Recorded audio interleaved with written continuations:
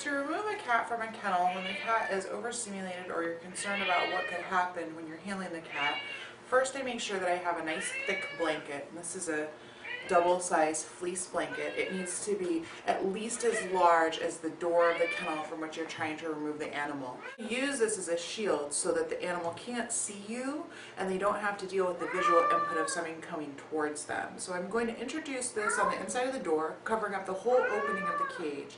I'm going to peek and see where the animal is, and then I'm going to use the blanket to actually fill the entire opening until I'm on top of the pet.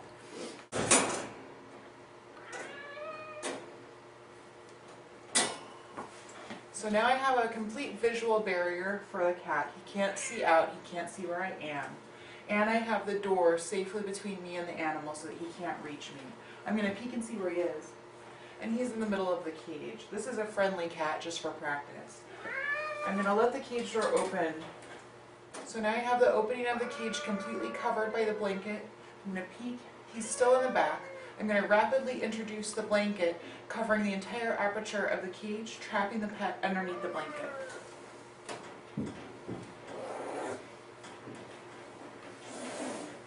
I now have my forearms tightly pinning the blanket to the bottom of the cage. The blanket is thick enough that I can't be bitten or scratched through the blanket, and all 6 directions of possible movement are prevented by a combination of the floor of the cage, my arms, and the blanket. If I need to remove the pet from the kennel at this point, I can simply scoop my forearms together,